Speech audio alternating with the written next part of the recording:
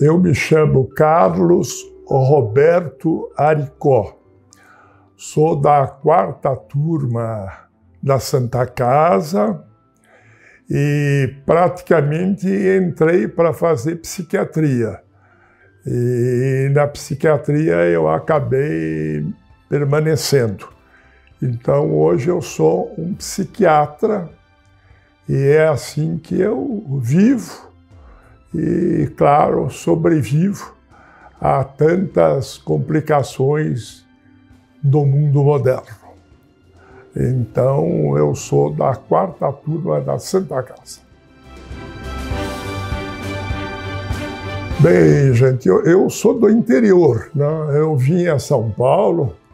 Primeiro me assustei com São Paulo.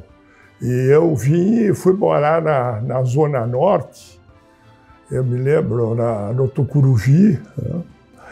E então, para mim, São Paulo me dava medo, era uma cidade muito grande.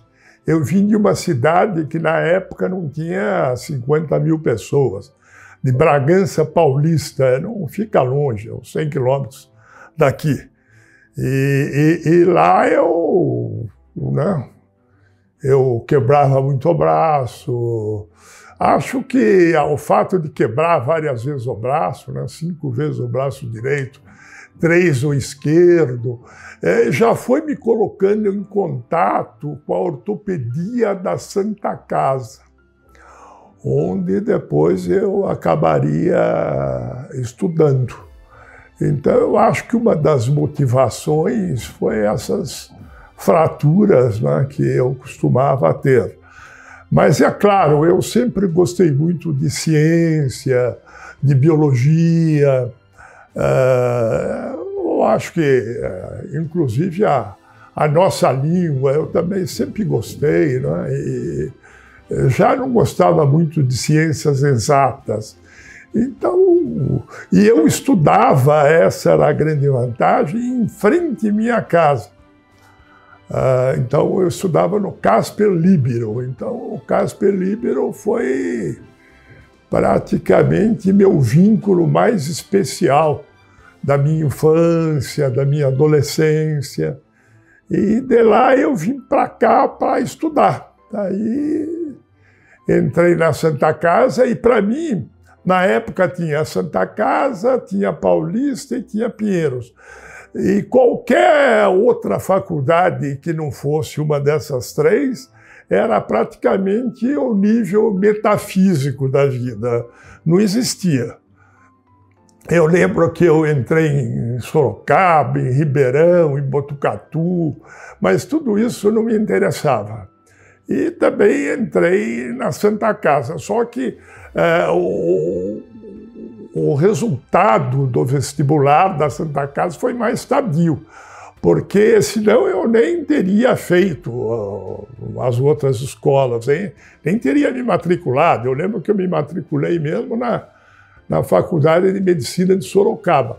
E particularmente a Santa Casa eu acabei tendo um vínculo mais poderoso ainda, porque o professor, né, de neuroanatomia e de patologia da Santa Casa era de Sorocaba, que é o professor Walter Edgar Maffei. E era um professor assim controvertido, muito inteligente. Então, é claro que eu o queria como amigo. Depois eu tive aulas com ele, e ele brincava muito com os alunos. Ele era extremamente diferente do professor habitual, né? Que é o professor que vai lá e dá secamente uma lição e cumpra-se. O Maffei era um brincalhão, só que um brincalhão que pertencia antes à Academia Francesa de Ciências. Eu costumava brincar com ele, porque eu fazia alguns cursos paralelos com ele, e eu falava: professor, mas por que o senhor veio acabar no Brasil? Ele falou: porque teve a guerra. Então eu abandonei a Academia Francesa de Ciências para vir dar aula em São Paulo.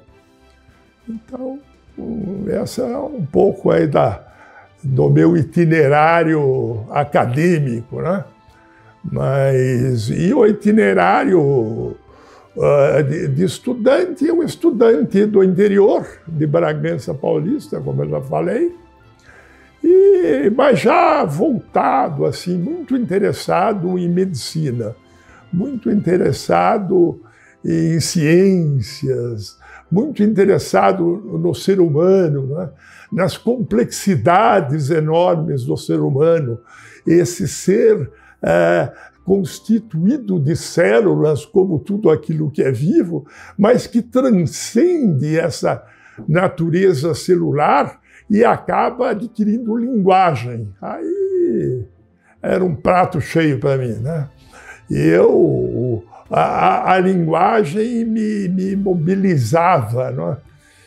Por um lado, o lado do psiquismo, já que o psiquismo é articulado com linguagem, né? Como todos nós sabemos. Então, eu queria dominar a linguagem e vinha uma vocação linguística desde o currículo, não é? Até do currículo científico. Porque no currículo científico tinha o latim, que depois foi até abolido, mas no latim a gente aprendia praticamente a escrever, não? Quem era o sujeito, quem era o predicado. E se a gente for ver, inclusive no latim, e o apego ao latim já se chamava uma análise linguística da vida. E nessa análise linguística da vida eu acabei fazendo medicina, porque eu imaginava que se um sujeito entender muito de psicologia, muito de psiquiatria, muito de neurofisiologia, de patologia mental, mas não tiver no currículo o status médico, ele não seria bem visto pela sociedade. Eu imagino que isso ocorre até hoje, né? Até hoje as pessoas acreditam que medicina seja uma coisa, né, infinitamente superior às outras. Então eu falei, antes de mais nada, vamos ser médico. E acho que fui um bom clínico, né? Não gostava de cirurgia de forma alguma.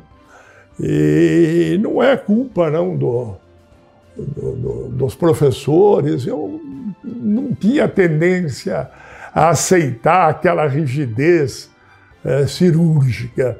Sempre me mobilizou muito, como até hoje, o ser humano nos seus complexos, nas suas dúvidas, nessa ambiguidade de vida e morte que nos ocorre a todo instante. Então, um pouco do meu currículo, um pouco da minha determinação, um pouco da minha escolha médica foi a partir desses pressupostos, né? Na compreensão mais profunda possível, para mim, pelo menos, é a psiquiatria, que eu coloco a psiquiatria entre a medicina e a filosofia. Então, para mim, isso sempre foi um prato cheio e eu continuo aprendendo bastante, lendo bastante e vendo como a gente é insignificante perante as coisas mais grandiosas, né, que estão na nossa atmosfera e para cima. Olha, eu felizmente não tive muito o poder de escolha, porque essa escolha parece que já estava na minha alma, sabe? Essa escolha vinha de longo tempo e me perseguia, era a escolha inevitável. Eu lembro que eu embalsamava bichos. Por que eu embalsamava os bichos? E que hoje eu quero vê-los todos soltos, vivos e felizes. Porque dissecar bichos, para mim, era procurar órgãos, procurar conjuntos funcionais. Era um pouco de uma medicina voltada para o mundo animal. E já a botânica, que, né, poderia ter todos esses aspectos, é uma coisa que nunca me interessou muito. Então me interessava a biologia dos animais, a zoologia, e depois a microscopia me encantou. Eu lembro de ter, inclusive, já na época de faculdade, levado, sem permissão, evidentemente, mas levei e cuidei, levado um microscópio da Santa Casa para estudar na minha república. Agora, eu acho que essa vocação médica, isso parece que nasceu comigo, não é? Porque, claro, quando eu comecei a quebrar o braço, quando eu comecei a ter contato com outros médicos, e os médicos da minha cidade, principalmente ligados à ortopedia, não eram muito simpáticos, não. Então, quando eu começo a ver médicos simpáticos, capazes de me explicar, eu começo a ficar até mais encantado. Eu falei, poxa, acho que essa será a minha escolha. E como foi mesmo minha escolha? Eu acabei me interessando muito, mas já na infância eu sentia, né? Para o meu pai eu seria engenheiro, para minha mãe eu acho que eu já seria médico. Então, e fui por aí. Esse é um campo que, inclusive, me seduz até hoje. Mesmo os programas médicos que eu vejo na televisão me encantam, as notícias, até o que aparece em jornal, que eu sei que é de péssima qualidade, porque se fosse de uma qualidade superior, esses jornais não seriam compreendidos. O jornalista escreve para a multidão de leitores e não para alguns, né, leitores. E eu, até nos jornais, eu acabava vendo a medicina. E não acho que seja uma profissão tão diferente das outras, tão mais importante. Eu acho, inclusive, que o ser humano que estudou, o ser humano que não estudou, o ser humano que aprendeu bastante, o ser humano que não aprendeu, eu acho que nós temos algumas coisas muito iguais, algumas coisas sociologicamente, politicamente, muito semelhantes, e praticamente em grande parte do mundo, pelo menos a grande parte do mundo que eu conheço. Eu não sei como é que deve ser isso lá em algumas aldeias chinesas, lá no meio da floresta africana. Mas o ser humano, eu imagino ser muito semelhante em vários aspectos do mundo. Eu queria fazer medicina, né? Então, e fiz cursinho, na época chamava curso 9 de julho, e a vontade, a vocação, a escolha era a medicina, porque podia escolher engenharia, tinha mais aula de matemática, de física. Não, eu me interessava já de saída pelos aspectos mais biológicos.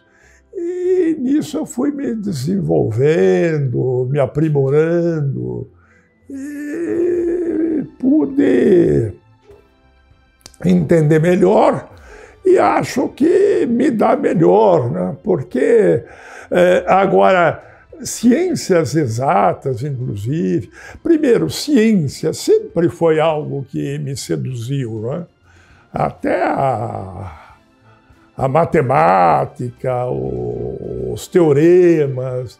Agora, quando eu comecei a estudar, lá no colégio, eu comecei a estudar, acho que na época se chamava primeira série, segunda série. Quando eu comecei a estudar a célula, a maravilha, o biológico, isso me encantou. E me encanta até hoje. Eu fico abismado, não é, com o núcleo de uma célula, com o citoplasma. E quando a gente estuda medicina, isso é o nosso dia a dia, né? E isso me deixava feliz. Eu sempre gostei até de estudar, até hoje eu leio muito. Eu não lembro de ter passado alguma noite sem ler alguma coisa. Então, isso foi e ainda é minha vida. Agora vejam, né? Eu acabei escolhendo a Santa Casa porque a Pinheiros eu teria que estudar mais. A Paulista a gente não levava nem em consideração, e a Santa Casa particularmente, porque desde o primeiro ano, na época, não sei como que é hoje, isso faz quase 60 anos, não? Na época, a Santa Casa, desde o primeiro ano, existia o estudo de psicologia, depois o estudo de neuroanatomia, depois o estudo de patologia e neuropatologia, o estudo de psiquiatria. Me parecia a faculdade que estudava psiquiatria, psicologia, o psiquismo humano desde o início, desde o professor Enzo Aze, né, que era médico e psicólogo, e até depois o Pratarotti, que tinha vindo dos Estados Unidos, e tudo isso me encantava, o D'Alessandro, e eu fui aprendendo, né, e gostando muito dessa diversidade humana e procurar nessa diversidade humana o inconsciente, né? O que a gente, a razão dos nossos sonhos, dos nossos pesadelos, o encontro das nossas associações linguísticas mais frequentes, e daí foi.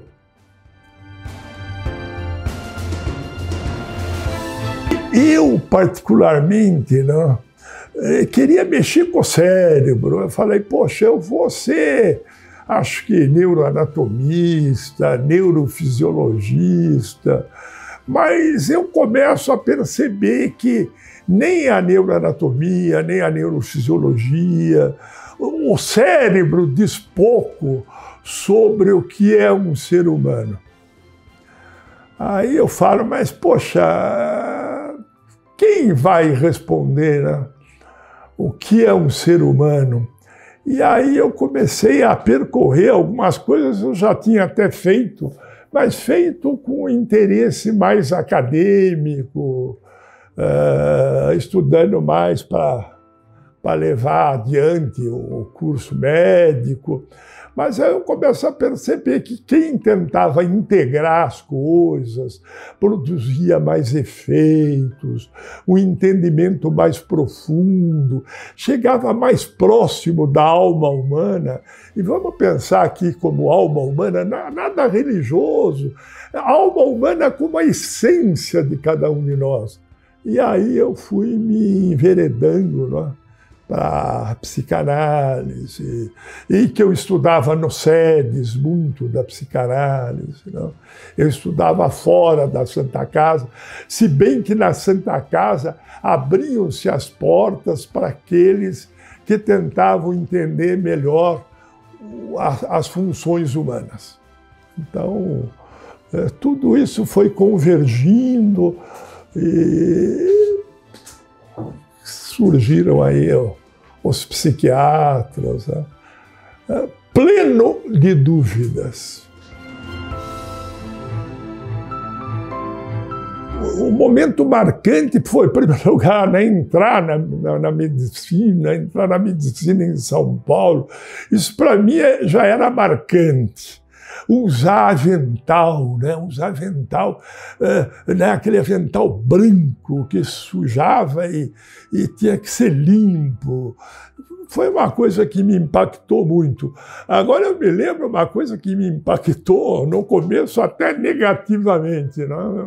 Tendo aula de anatomia, um dos professores abriu um tanque. O cheiro de formol desse tanque era poderoso e pediu que eu pegasse lá embaixo uma perna humana. Nossa, aquilo me deixou atordoado. Falei, nossa, será que medicina é isso? Ou é só isso? Depois eu fui vendo que ele queria testar a minha capacidade de me envolver com menos medo na medicina.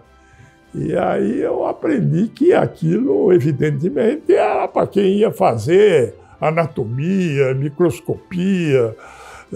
Eu ia buscar outros caminhos. Mas o caminho inicial era não ter medo de outro ser humano que já tinha ido, né? E que já tinha ido há tempo. E o formol estava lá para conservar as estruturas. Isso causou um impacto imenso. Um impacto imenso quando eu entrei numa sala cirúrgica. Embora eu nunca quisesse fazer cirurgia, mas aquela asepsia, né? Quer dizer, o lavar as mãos durante 5 minutos, as unhas, depois colocar luvas. Eu nunca imaginei que as mãos que nós utilizamos tanto fossem tão sujas, que a gente precisasse de 5 minutos esfregando, colocando um detergente e tudo para depois colocar luvas e entrar numa sala cirúrgica, aí já devidamente parlamentado, de branco, com avental. Eram coisas que me chamavam muita atenção. E agora, é claro, depois que eu me formei, depois que eu me especializei, eu não usei mais nem branco, mas eu divido, não é, um consultório com um amigo, ele até hoje usa tudo branco. Eu nunca mais tive roupa branca nenhuma. Acho que eu não gostava. A roupa branca era simplesmente estar limpa. E eu substituí bem essa roupa branca por banhos frequentes, por perfume, por limpeza. Minha turma eram meus irmãos, né? Se estuda muito, né, em medicina, veja, né? Eu estou falando do meu tempo também. Muita coisa pode ter mudado, mas eu lembro que a anatomia, histologia, patologia, tudo isso é estudado em mesa com 4 pessoas. Não tem mais que 4. Cada mesa, então, tinha 50 mesas. 4 pessoas por mesa.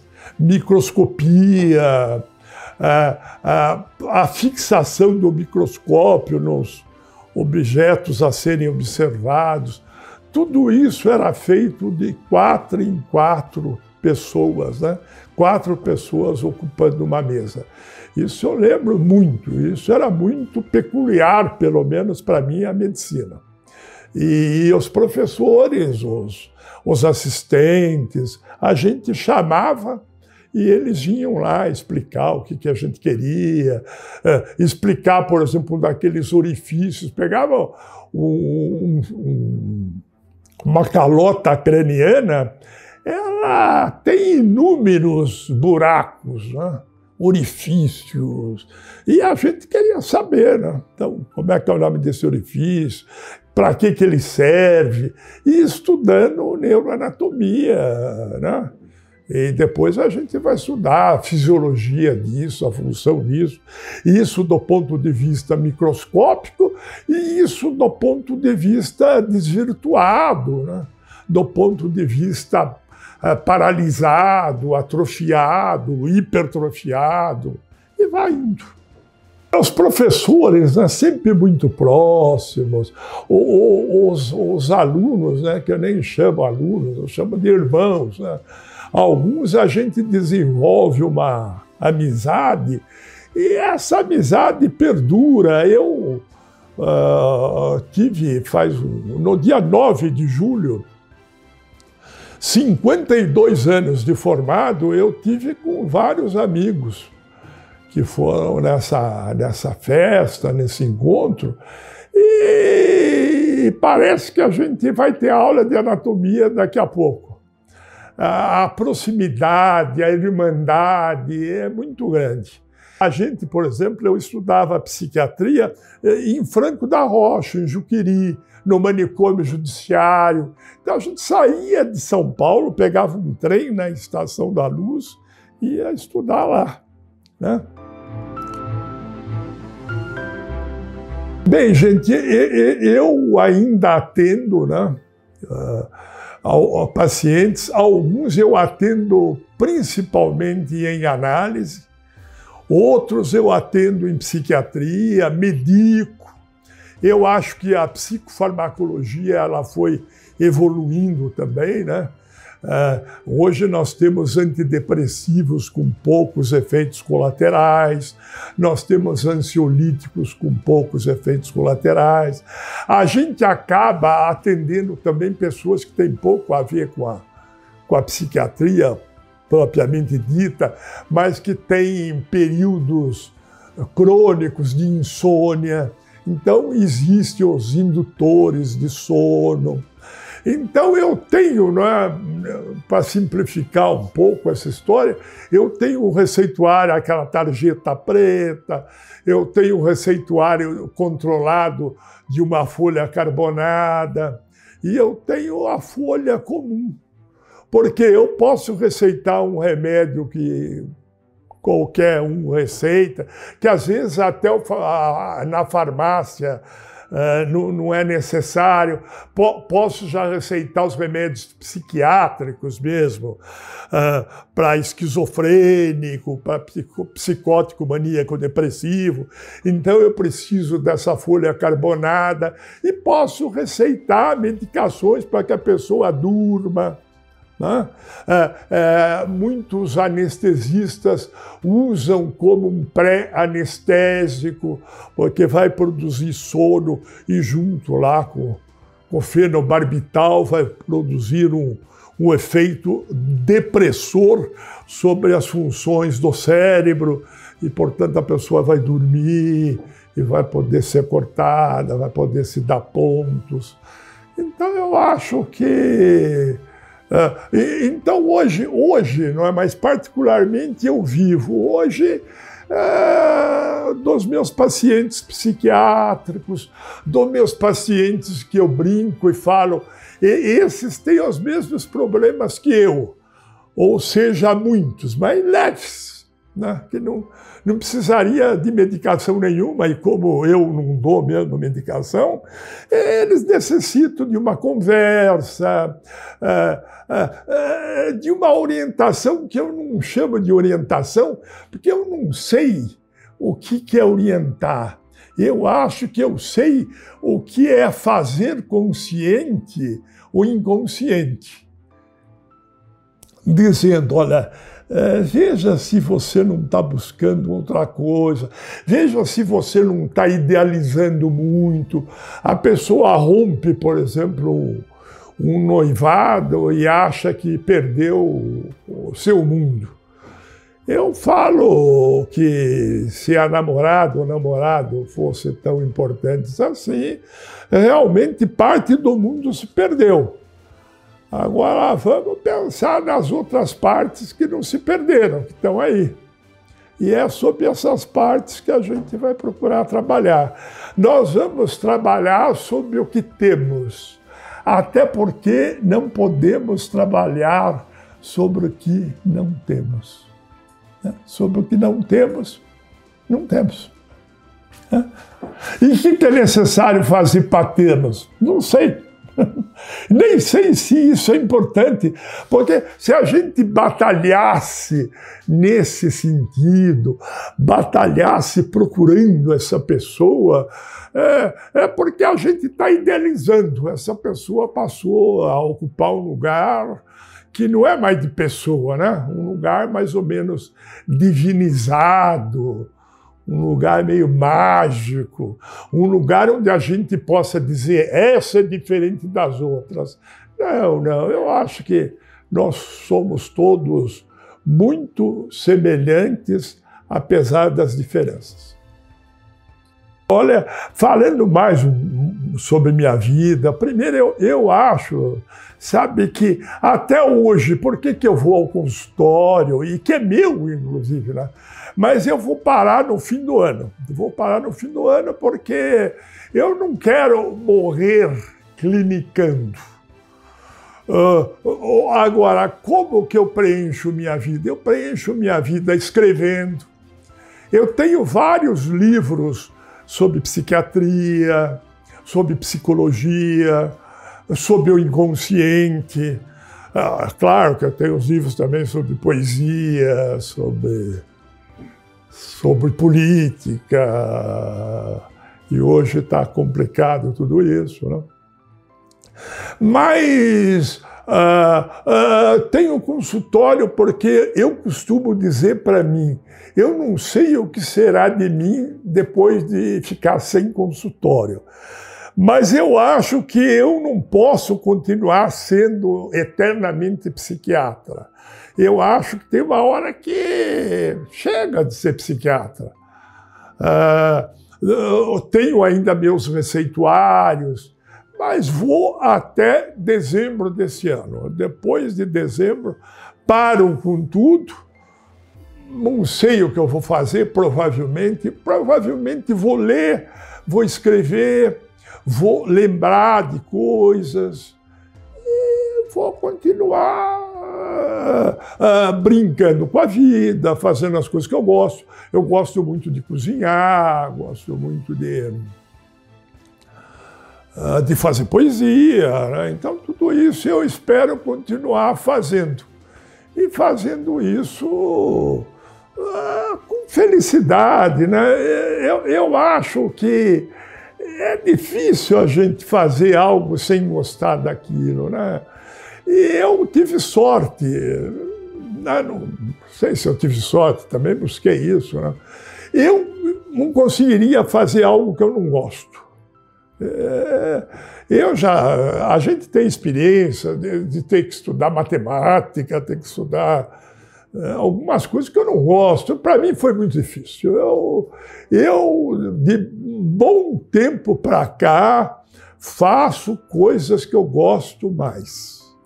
E isso me dá ânimo, me dá amor pelo que eu faço com muito prazer, como me dá ânimo fazer uma comida, me dá ânimo preparar um drink. Acho que tem várias coisas na vida, né? Eu, às vezes, fico imaginando, tem gente que fala, nada na vida me interessa. Eu falo, puxa, tem tantas possibilidades. A vida é composta de norte, sul, leste, oeste, de passado, de um futuro imaginado, porque quando a gente vive aquele futuro, é o futuro da realidade, é o futuro que se impõe, não é mais uma escolha, é uma coisa de ser escolhido nesse contexto. Mas eu acho que até agora, eu acho que dor, sofrimento, isso é tudo aquilo que é muito chato na vida, mas faz parte da vida, eu sei que faz parte. Em mim já criou sofrimento, já criou dor, mas vamos lembrar que a vida não é só esse sofrimento e só essa dor. Eu mesmo, quando vejo, né, e alguém lá que tem tumor, que sofre por alguma causa orgânica definida, definitiva, cruel, dolorosa, triste, mas ele tem que ter lá os minutozinhos dele de uma coisa para cima, de uma coisa melhor. Olha, um dos desafios, gente, mais terríveis e que a gente encontra, e há pouco tempo eu falava disso, eu fui meio abençoado por isso não ter acontecido, é medo de suicídio, né? O suicídio é o grande desafio do psiquiatra, porque o suicídio, o ser humano é inteligente para tanta coisa, para colocar uma nave, né, que tem infinitas peças, né? Para mim mais de que 1000 é infinito, um avião, né, que voa e tudo. E é capaz, esse ser humano, é óbvio, de se matar. Então o suicídio é um grande desafio. Agora, eu acho que não precisa chegar a tanto, né? Porque esse é o derradeiro desafio e um desafio onde o indivíduo talvez esteja até procurando um outro caminho, uma outra vida, mas tem desafios que também são... Tem alguns que são cotidianos, né? Por exemplo, alguém alucinar, alguém ter um delírio. Isso é sempre um desafio. Agora, é óbvio que esse delírio, que essa alucinação pode, inclusive, levar o indivíduo ao suicídio. Mas o suicídio mesmo é muito raro, felizmente. Agora, falar em suicídio, todo dia eu escuto isso. Agora, o grande desafio, realmente, é a pessoa escolhendo um caminho paralelo à realidade, não é? Um caminho de irrealidade, um caminho de alienação. Agora ele está perdendo o seu self e ele não sabe mais onde encontrar o self, onde encontrar a si mesmo. É meio terrível. E é claro, gente, aquilo que é normal para cada um de nós, o desamor é sempre uma coisa triste, a perda de um vínculo afetivo, de um vínculo amoroso. São coisas dolorosas, coisas que habitualmente faz com que a gente sofra. Eu já vi pessoas que escolheram assim, mas, poxa, você nunca tive ninguém? Não, porque eu tenho tanto medo de perder que prefiro não ter. Uma pessoa dessa, eu digo para ela assim, poxa, e se você correr o risco de não perder, não vale a pena? E você tem certeza que vai perder? E outra, e quanta coisa boa esse vínculo pode te trazer? Não pode compensar todo esse vínculo uma desilusão? E é lógico que a gente vai aprendendo isso, né, com barba branca, cabelo branco, tomara que a alma seja branca também, e vai tocando. Eu vejo, né, gente, e falei nesse breve relato aqui que eu estou tendo com vocês, que eu tive sorte porque eu pude escolher livremente a psiquiatria, uma psiquiatria muito psicologizada por Freud, por Lacan, por Breuer, por todos os que foram sucedendo o grande mestre aí vienense. Agora, hoje em dia, tudo isso é meio complicado, né? O sujeito entra para fazer medicina, primeiro é uma concorrência absurda, né? Uma concorrência. E ele entra no quê? Eu, se fosse começar as coisas, eu começaria sendo clínico, tentar lutar por clínica médica, porque eu acho que eu gosto do ser humano. Depois eu ia tentar ver como é que era a alma desse ser humano. E aí, para ver como é que é a alma desse ser humano, outra vez eu estou caminhando para a psiquiatria. Mas o ser humano sem alma, né? Sem a alma como a essência dele, a gente tem que procurar no corpo, né? Minimizar a dor, minimizar o sofrimento, e estudando, aprendendo, consertando, cortando, dando pontos.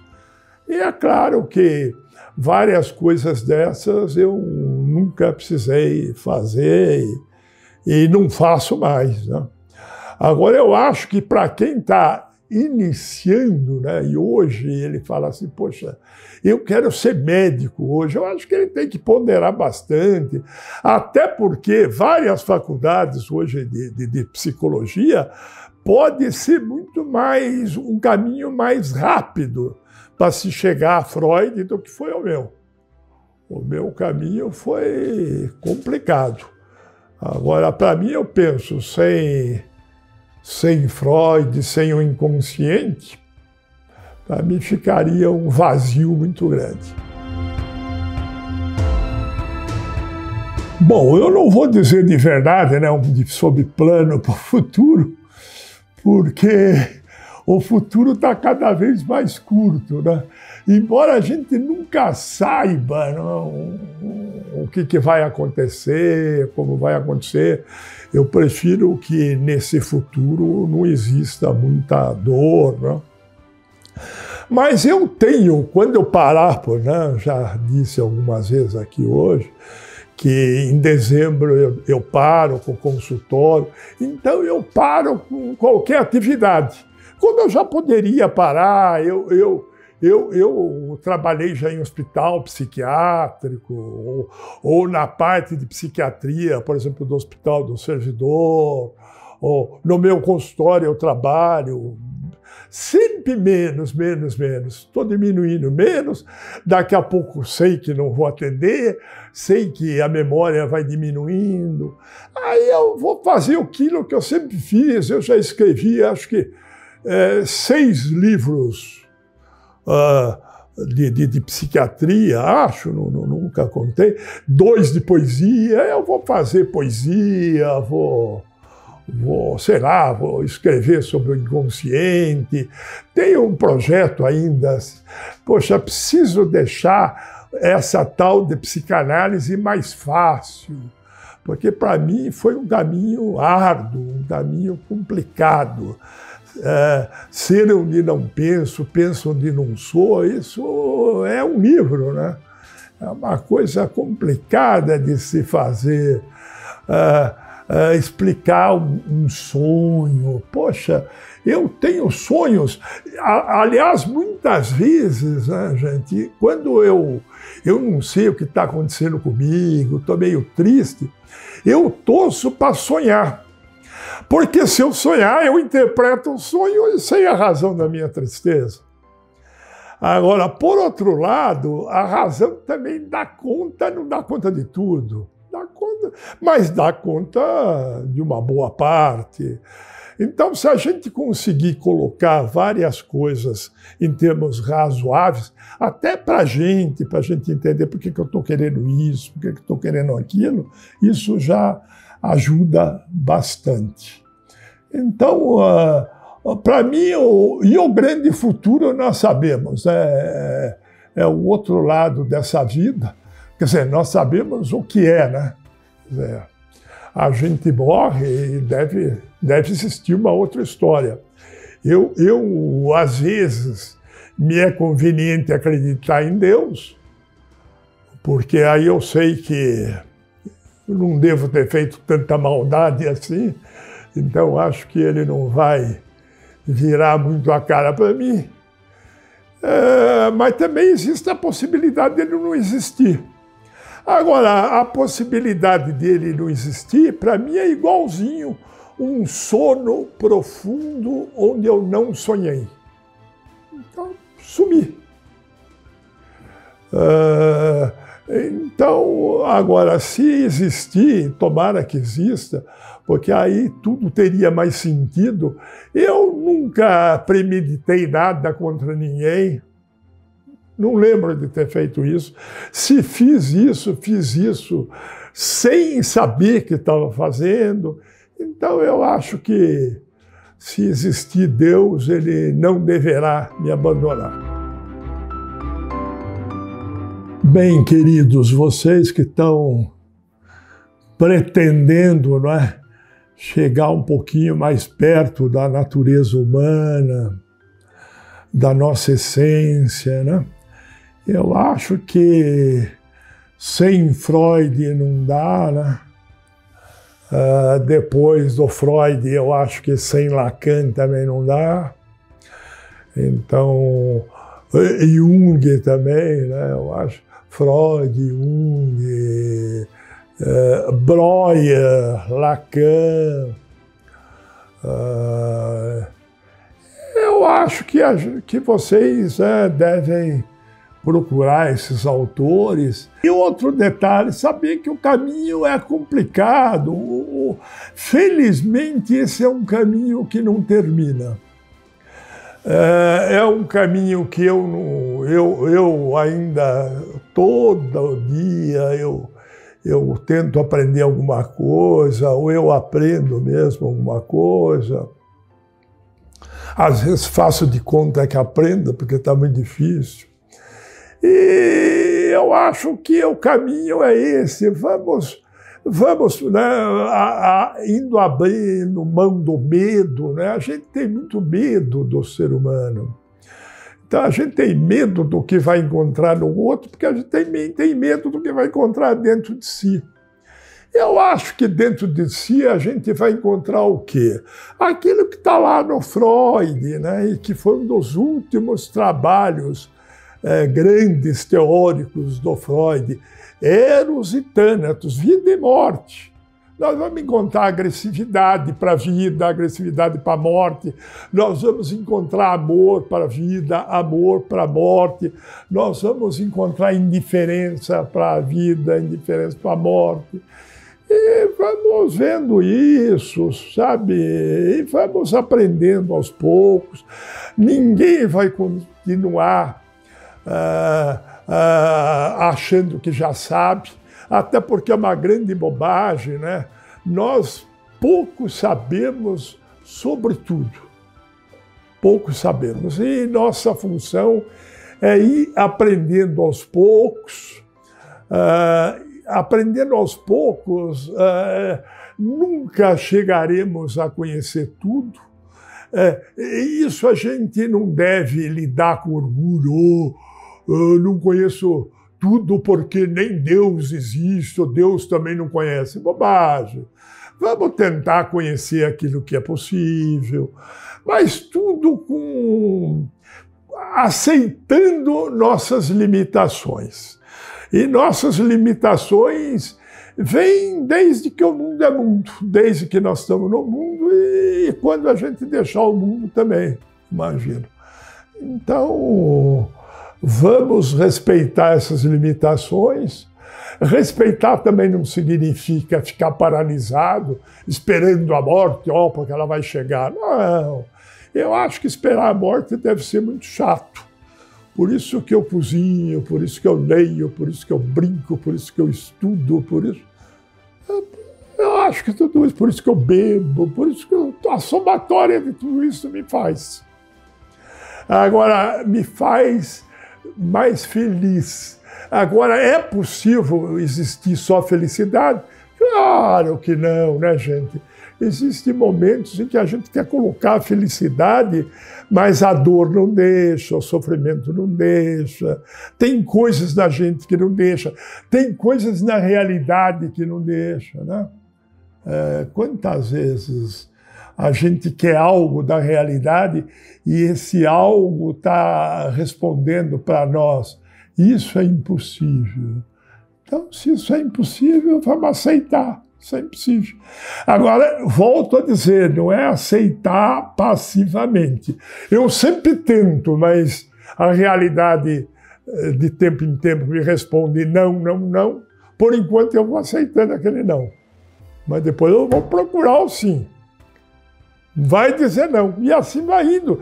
Porque a vida também é essa busca eterna de algumas coisas que a gente sabe e de outras que a gente nem sabe.